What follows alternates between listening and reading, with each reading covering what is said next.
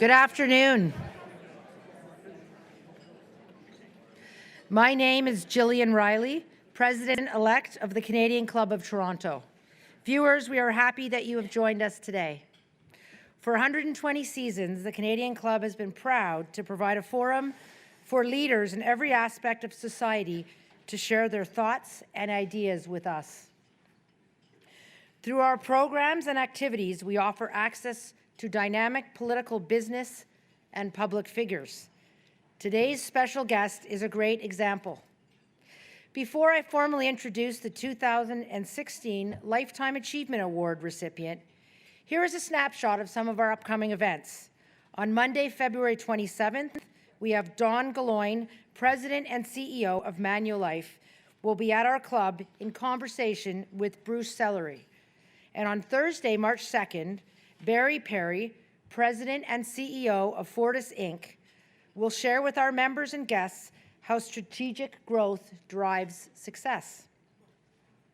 To order tickets or to learn more about the club, please visit our website at canadianclub.org. You can also join the conversation via Twitter and Instagram by following us at CDNCLUBTO or by using that hashtag. I want to express special thanks to today's event sponsor, Trinity Development Group, and HBC. Thank you very much for your generous support.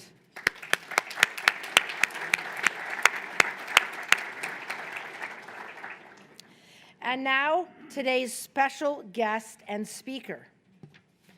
Each year, our club identifies a candidate for its Lifetime Achievement Award.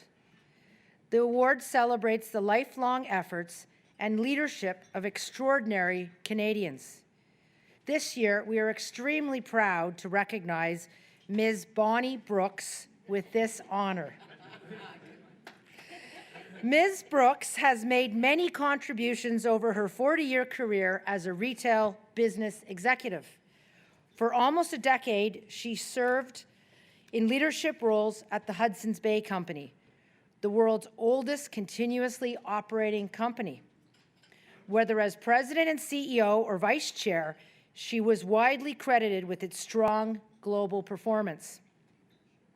For 11 years, beginning in 1997, the current chair of the LCBO was based in Hong Kong with Lane Crawford Group, which operates more than 50 stores in Asia. There, she served as an executive officer, including president. Previously, she spent over a decade at Holt Renfrew in roles that included executive vice president. Her vision and approach were instrumental in turning around the fortunes of the department stores she has always led. In 2014, she became the first businesswoman to receive the prestigious Ivy Business Leader of the Year. The visionary retail executive has served on leading public company boards since 2009. Currently, she is a director of US-based international retailers Abercrombie & Fitch and Chico's FAS. She is also a board director at Rogers Communications, Inc., and a trustee of RioCan, a Canadian-based real estate investment trust. And she was the chair of the Royal Ontario Museum for the past several years. As well, she told me at lunch she is a recent recipient of the Order of Canada. And I have to share one last secret about Bonnie, who I've just met today, but I'm quite envious of the career that she has had. When I was 18 years old, my father said I should be a retail executive. I ended up in banking, so I'm very envious of the career, and I'm impressed with all of the things that you have done in your over 40 years in your work and in your philanthropic environment. Would you please join me in welcoming to the Canadian Club the 2016 Lifetime Achievement Award recipient, Ms. Bonnie Brooks. Thanks, Gillian.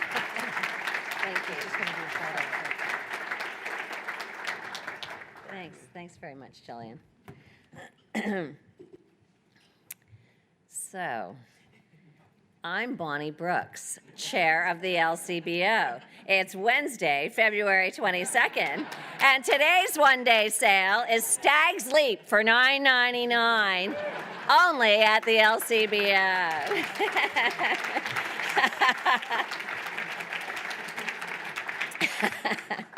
Is that okay, George? Exactly. Uh-oh, we're live. I'm thrilled to be here today and to receive this honor. I'm also sure there are many people here in the room who are more deserving than I, and truthfully, I don't know exactly how I came to be up here. I grew up in a small town, went to a small country high school. Nothing remarkable, nothing special. I was never an athlete nor a musician, although I was president of one club one year, but it was the decorating club. No, I would never have been voted as most likely to succeed. I didn't even go to my own graduation. I had little regard for protocol. It was the 60s, after all, and our generation was out to change the world. Well, we succeeded in changing the dress code at our high school and got to wear our bell-bottom jeans for the first time in my graduating year. Looking back, I think I may have always been an adventurer, though. I regularly stole the family car, once to go to an Alice Cooper concert in Detroit, and I once flew to the Yukon for a blind date in the winter. Neither was memorable. I was the first in my group, though, to hitchhike through Europe in the early 70s and to stay on in swinging London to work in Carnaby Street during the explosion of the British fashion scene. Mini dresses, maxi coats, platform shoes. I lived it and loved it. I had been making my own clothes since the age of 13. So I think fashion was probably my first love.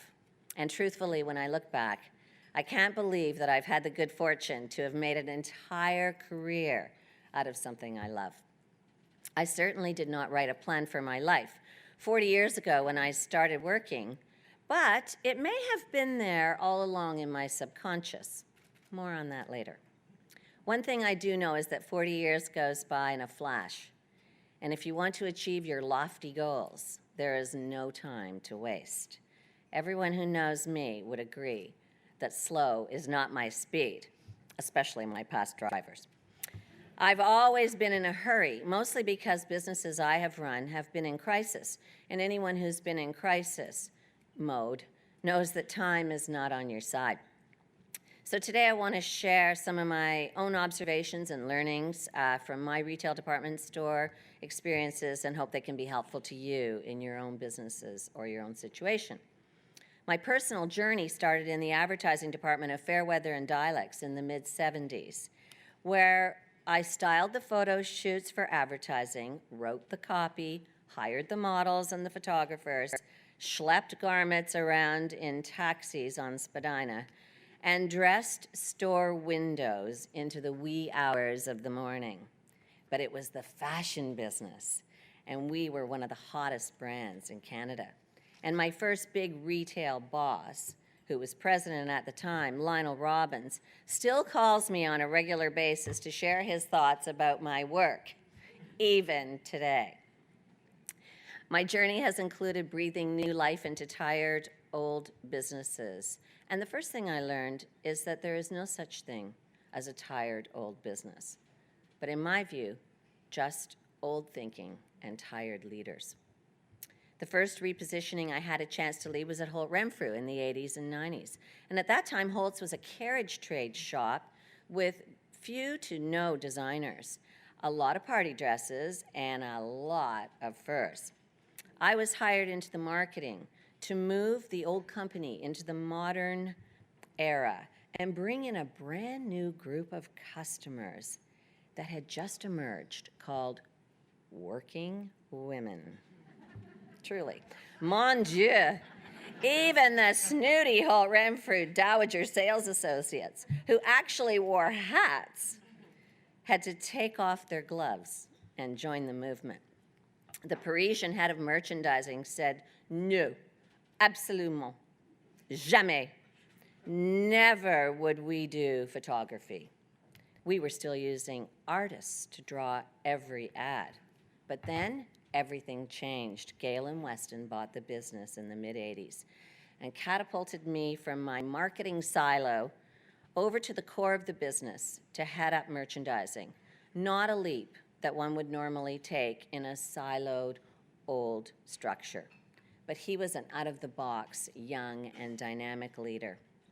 And we were on a mission to make Holt Renfrew modern and relevant, and immediately began bringing in the new European and American fashion designers like Armani, Prada, Dior, Chanel, Hermes, Louis Vuitton.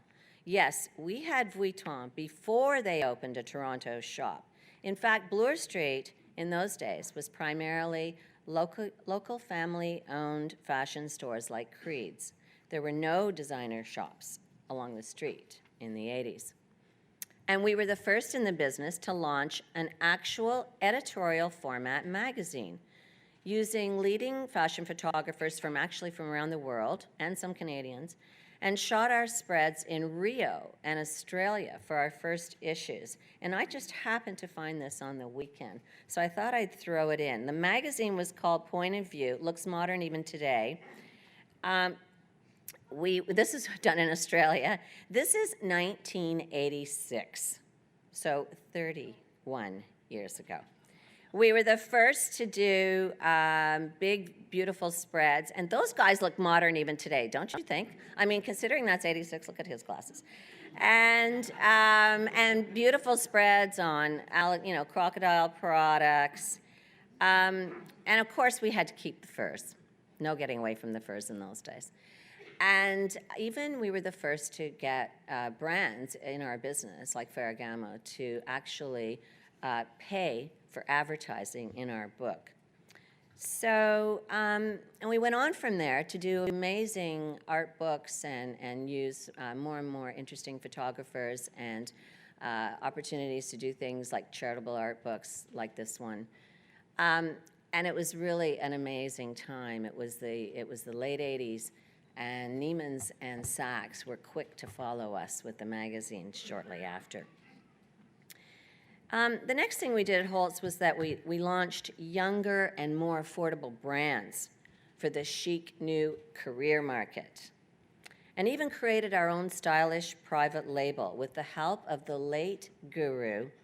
His son-in-law is sitting here and is the head of marketing for Hudson's Bay Company right now, Patrick. But Dave Nicol was Patrick's father-in-law. And I had the chance to work with Dave because he was creating President's Choice with Galen for Loblaws. And Dave was truly an innovator. He was the first to use products to deliver his marketing message. His products made Loblaws both cool and a food authority for an upcoming foodie generation. He traveled the world to bring us memories of Thailand in a sauce. He was the first with the Insider's Report that was a collection of storytelling about his products and how to use them and the recipes. People used to line up for that President's Insider Report that came out twice a year and buy all the products. He was awesome in the truest sense. And memories of Dave percolated inside me and would become very useful to me decades later at HBC. And during those heady Holt Renfrew repositioning years, I worked myself to the legendary and coveted front row of the international fashion shows. And Jeannie's here, and she was there with me every step of the way. Jeannie Becker, for those of you who know Jeannie. And we went to all the shows in London, Milan, New York, and Paris 4 times a year. And I held on to that seat for 3 decades. My next retail opportunity was in 1997 at another tired 150-year-old department store in Hong Kong. Lane and Crawford, its British founders, had come to the colony, much like the Brits, Holt, and Renfrew, who had come to Canada, both in 1850.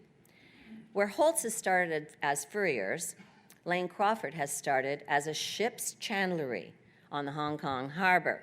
So, this is the Hong Kong harbor. We're going to take a little trip to Hong Kong for lunch today. How many have been to Hong Kong? Yes, oh, great, lots. So, the tallest building in Asia is that very tall one in the photograph, And it's called the IFC. And this is the location that we chose for our first new repositioned Lane Crawford store in 2004. The store was incredibly forward for its time. We have not changed it at all, or it has not changed at all in the last number of years. It still is one of the leading stores in the world. And we set out to make it the most modern fashion specialty store in Asia, but it actually quickly became one of the leading stores right around the world. It has upheld that reputation even today. And what was exciting for me was that we brainstormed this new concept for retail with my friends and fellow Canadians, George Yabu and Glenn Puschelberg, Ryerson graduates who have gone on to build many of the significant Four Seasons hotels in the world and many notable retail projects as well. Beautiful store. And this is the concierge desk in the Beijing store that we opened in 2008. When we were searching for a new head of operations, we decided that customer service would be the most important experience that we needed. And the service leader in Hong Kong by far was the Grand Hyatt Hotel. So we hired the general manager to be our head of retail operations, even though he had absolutely no retail background. And he took our service standards to an entirely new level. We put the customer first. The early relationships that I had forged with the world's leading designer brands sort of paved the route for injecting new excitement into Lane Crawford. But in order to get these designers to stay exclusively with us, we needed to give them additional points of distribution and beyond what we could give them in the Lane Crawford department stores. So we started a brand distribution franchise company, and we began opening franchise stores for over 40 brands for our friends like Christian Louboutin, Jimmy Choo, big brands as well, like Yves Saint Laurent. We were the early partners of Gucci in China, classic brands like Max Mara, Hugo Boss, and even Ferragamo, among many others.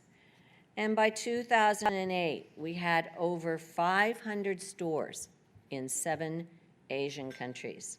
And that year, Lane Crawford won the International Store of the Year award from the National Retail Federation in New York. Richard Baker, the upstart New Yorker real estate guy, would sit at my table at that event, and 4 months later, unbeknown at the time to either of us, would become the owner of HBC. I returned from Hong Kong to join HBC in September of 2008 as its first woman CEO and president, just in time for the onset of the Great Recession. And at that time, I said I wasn't sure which was more daunting, its future in a world of complete financial collapse or its remarkable past. I thought I would spend the first few months plotting out the new direction with the management team and take our time to make our repositioning decisions, but hell no. And Mel's here. He's going to remember this. Mel, wave your arm. Yeah, Mel was my partner through all this. Hell no. We spent the next 6 months not only out begging new brands to sell us, but pleading with some of the existing brands to keep shipping us. The world of credit, as we knew it, had disappeared. Vendors wanted cash on delivery, and new brands were hesitant to ramp up any additional production of goods, not just because of the burden of the expense, but because they didn't really want to increase their distribution, especially to Canada, and even more so to the Bay. We couldn't even get Ralph Lauren or Coach on side in the first year. And for a department store to be successful, you need a roster of leading brands. And there's a few people who helped me on this quest. Evelyn's here, and Kim's here, and a few others. It was quite heavy lifting, I would say. So we decided to work on both shoring up the existing business and on reimagining the room. Why not start at the very top?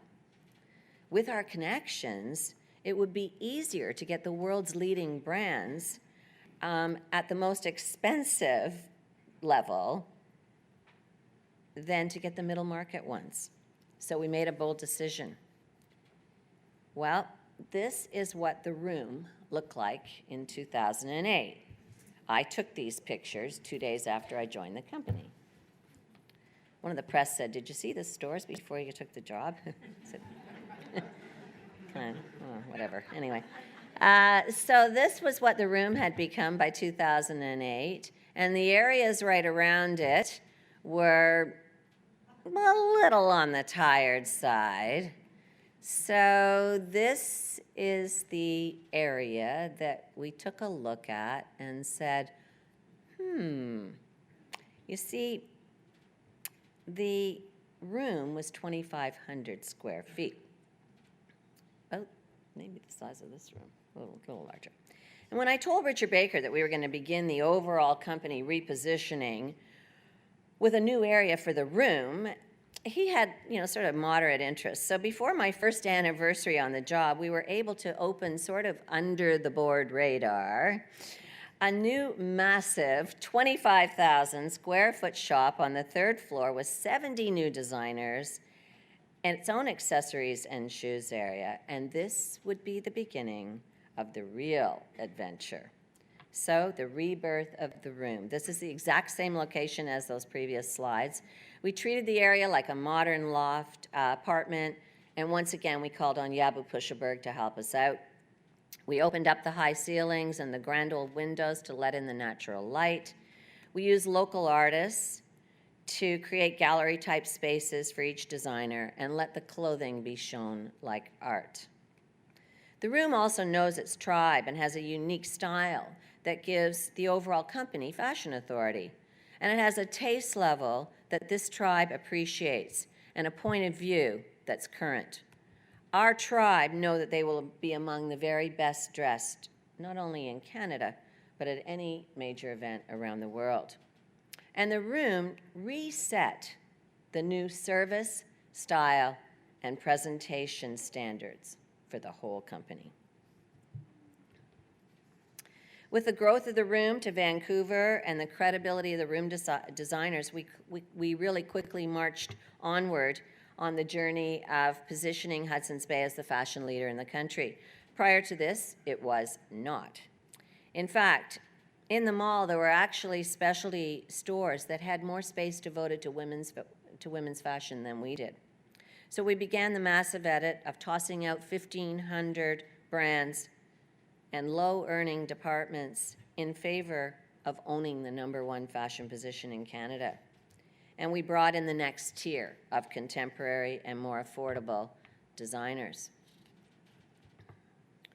And within 2 years, we could honestly say we had more fashion brands than any other store, and that would become our first compelling competitive advantage.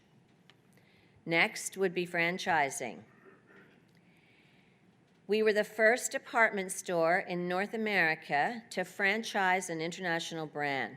We became the franchise partner of Topshop and Topman, just like I had done in Hong Kong. And HBC is the sole distributor and retailer of one of the world's hottest brands here across Canada. What we loved about Topshop is that it really fit our ethos of wanting to bring women's and men's high and low price points to the customer, because we believe that's how the modern tribe shops: a designer jacket and a Topshop legging. And Topshop has really helped us become, has created another compelling competitive advantage for us. When we wanted to build Topshop in Vancouver, Topshop gets involved in the locations of each store from London headquarters. They wanted the best floor, which at the time was the concourse level and housed all of our men's. Well, men's had to move, but the rest of the store had already been finished, and it's a 6th-floor store, and most of the floors had just had renovations, except for the 6th floor, this one, the top floor. Now, in our world, everyone's bonused on their sales. you can appreciate the enthusiasm of the menswear team to take on the 6th floor of the old downtown Vancouver store. But it gave us a chance to really pull out all the stops on our men's department. We had the research to back up the vision that we could be the #1 in menswear. And we'd already launched some key men's items that I had gone on the radio to talk about, like the men's no-iron cotton shirt. And we had a lot of traction building in menswear. So this appliance floor, and this is the exact same location, became the largest men's destination in all of Canada, with over 60,000 feet of menswear. And that's a skylight that we actually opened up that we found underneath that ceiling. And we have the biggest sportswear assortments, the best names in designer tailoring, the biggest shirt departments, the biggest men's shoe departments, a true headquarters position that's been created now right across other markets.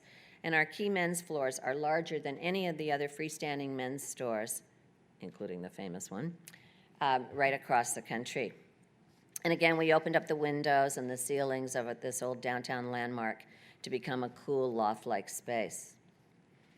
There were 2 other businesses that we determined we could be the #1 market share in Canada. One was shoes for women, and a 40,000 square foot shoe department was created in major markets right across the country. Again, more brands and selection and size ranges than any other store in Canada. And the other was cosmetics. This was the old department at Yorkdale just a couple of years ago. And it was 5,000 feet for the whole area. And we decided to make cosmetics 25,000 feet in that store. And everyone was panicked that the sales per square foot were going to go down. Of course you would be. And they didn't. And we expanded that and expanded the sales to this. And we brought in all the leading brands, gave them 500 feet each so that they could have spa rooms and carry more products and ranges than they carry in any other store in the country. So, well, one more. The next thing we went after was actually another franchise operation. Evelyn, this one was yours too. And in building our 5 big, compelling competitive advantages, we felt that bridal registry could be one. And while there had been a basic bridal registry business at the Bay for a very long time, we desperately needed modern new brands, and we wanted to attract brides themselves. We'd never had a bridal department because it's obviously also a younger demographic. So we went after Kleinfeld, America's leading bridal operation.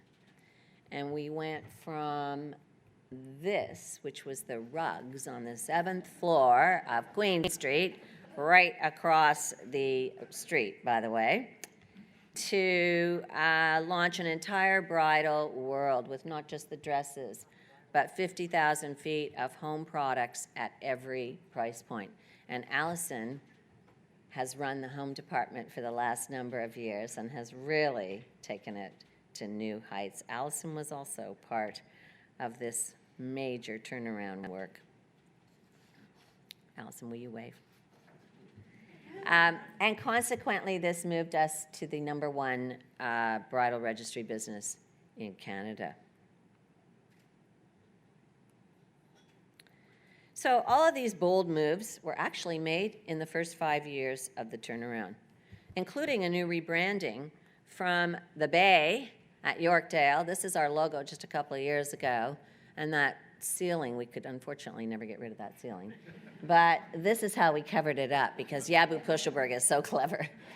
And we changed our logo to Hudson's Bay, which we thought was slightly more sophisticated and more deserving of the company and the market position that we had taken.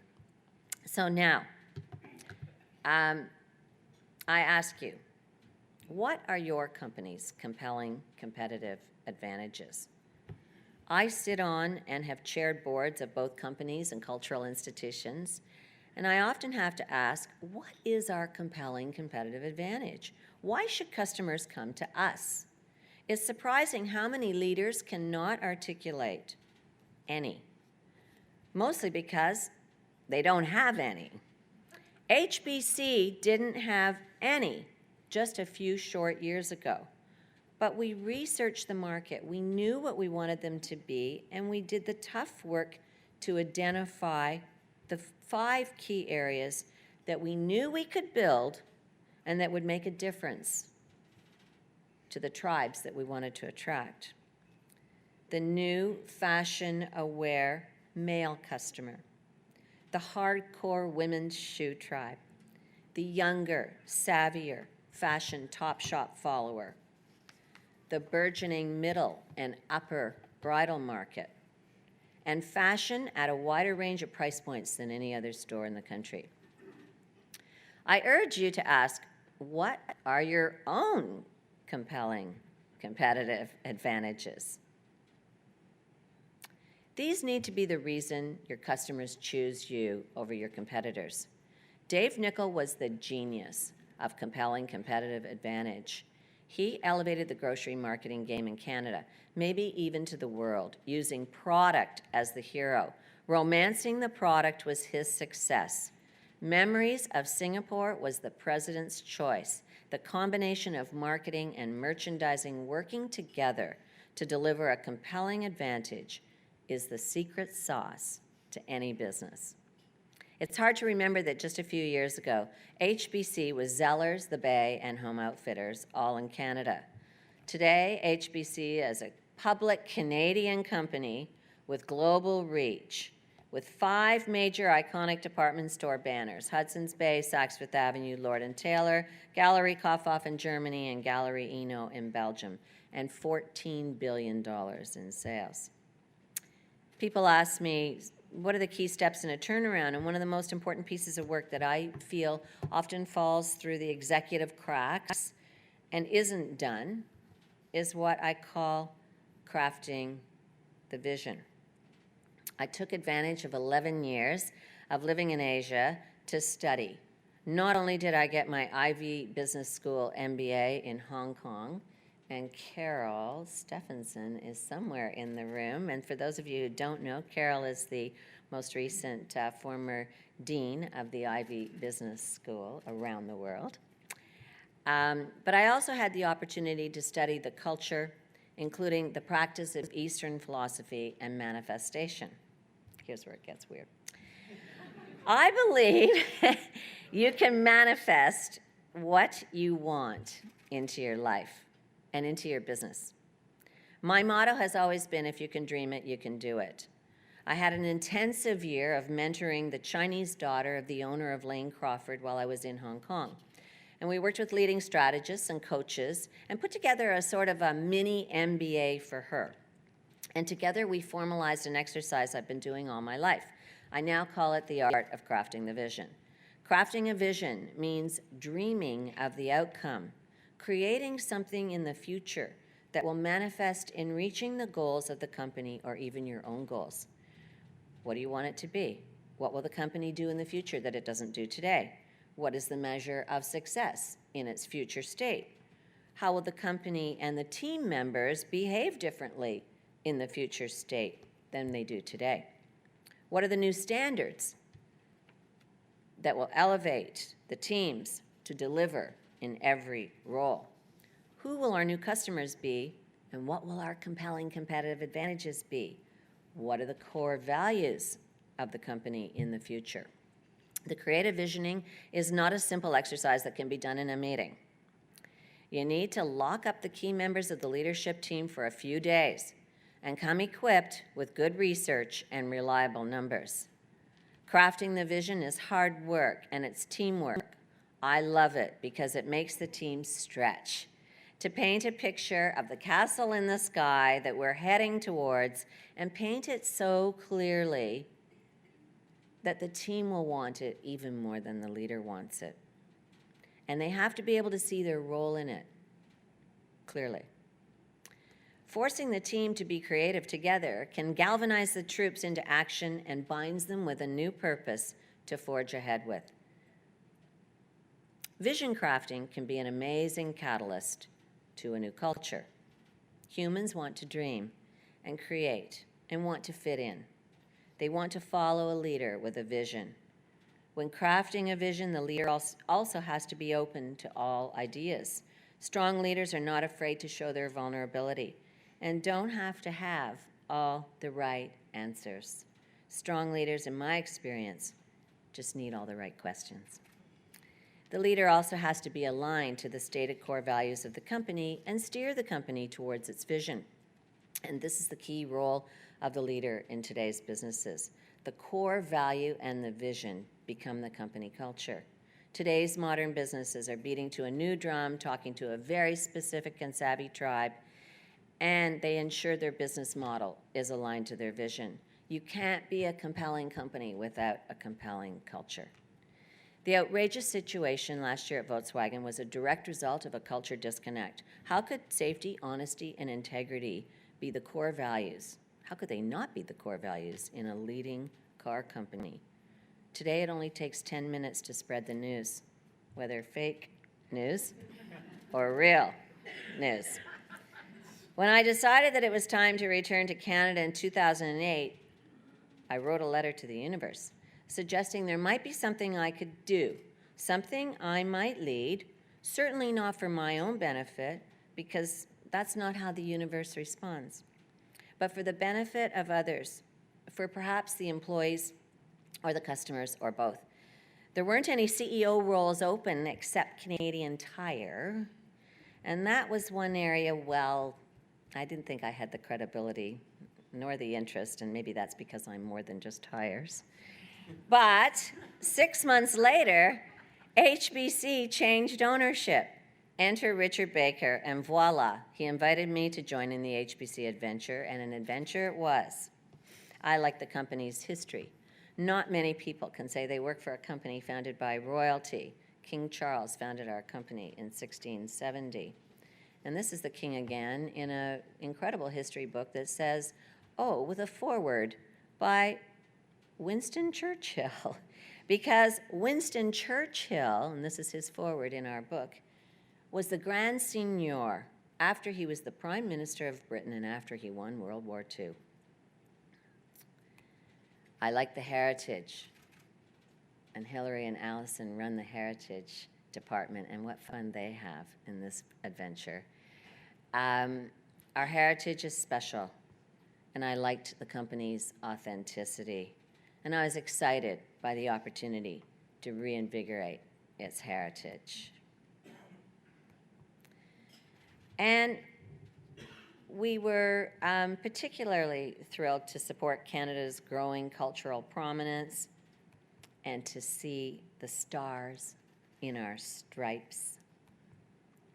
And thrilled to have a chance to invent and market the $1 million red mitten, which we could not have done without Patrick.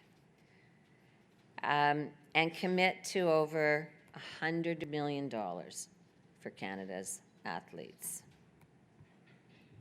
And it was sort of fun that HBC was included on the December 2016 cover of What's Cool in Canada at a time when Canada itself is becoming cool. And I'm also proud to have been the company's first chief adventure. The official name of the company is the Company of Adventurers Trading into Hudson's Bay. When we were working on changing our culture for our entire employee base, one of the helpful books we used was by Robin Sharma, a Canadian, and it's called The Leader Who Had No Title. And one day I just sort of blurted out, hey, I want to be the company's chief adventurer. And everyone loved the title, so we said, well, let's all use it for the whole team to help shift the company culture and to signal that in the company's future and in the future state of the vision, there would be no room for the old ivory towers of arrogance. And we wanted to foster the notion that engaged leadership is everyone's responsibility at HBC. So everyone in the company uses the title Chief Adventurer. And I'm also proud to be a Canadian adventurer. Canada is adventure. For centuries, people have come to Canada to start their new lives, to start their new families. Canada's future and its history is built on new Canadians. We embrace other cultures like no other country. This is a country with its core values intact, celebrating 150 years of prosperity and growth. And Canada is a great place to be from. I was an expat in Asia for 11 years, and almost everyone assumed I was American. But when they found out I was Canadian, there was almost a sigh of comfort and a nod of respect, especially with the Brits and the Europeans. I sit on American boards and can truly say that our high standards and collective morality are valued at the boardroom tables. I'm sure my fellow expats in Asia felt, as I did and would agree, that today, all around the world, Canadians are highly regarded. Who would have imagined the governor of the Bank of England would be a Canadian, Mark Carney from the Northwest Territories? All right. And what could be more appropriate than to be celebrating our collective Canadiana than here today at the Canadian Club? So thank you for this honor, and I'd like to most of all thank you and acknowledge the HBC Chief Adventurers who are in the room, and I'd like you to stand up. And I want to thank all of you, Chief Adventurers. Are any of you going to stand up? Come on, stand up. As there they are. Yeah, good. True leaders and a great, amazing team. So we welcome all of you to be Chief Adventurers as well, especially as customers. Thank you.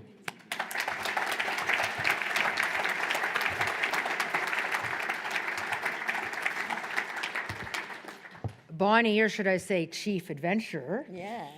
The Canadian Club is very proud to present to you this award, the Lifetime Achievement Award for 2016. We're proud of your commitment and your dedication to making Canada great. Thank you. And your journey really sounds wonderful. Thank you. So congratulations. A lot of people in this room to thank. Thank you. To Bonnie Brooks. Should I open it? I was going to open it. Oh, it's a thing. Thank you. Thanks for coming, everybody. I'd like to invite Carrie Kirkman, who is a director of the Canadian Club, to do the formal thank you to Bonnie.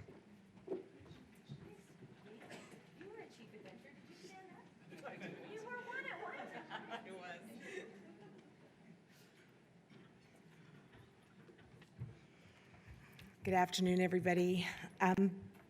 Bonnie, on behalf of the Canadian Club, I'd like to thank you for sharing your inspiring leadership journey with us. The contributions you've made to Canada's retail business industry are admirable and highly respected. We all appreciate how challenging it could be to keep a department store viable in today's world. Quite frankly, you made it look easy. Your ability to understand and respond to the discerning needs of customers while delivering profitable results is enviable. We're proud of the Canadian roots of the Hudson's Bay Company, which you led with such finesse. You're also admired for the example that you've set for emerging leaders. We celebrate you for your commitment to excellence and results, not only here at home, but on the global stage. Please accept our deep gratitude and best wishes as you continue to serve our great country in new and exciting ways. Before we conclude, let me extend another round of thanks to today's event sponsors, Trinity Development Group and HBC. Thank you very much.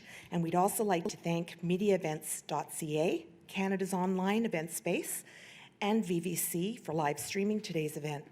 To learn more about the club, please visit us at canadianclub.org.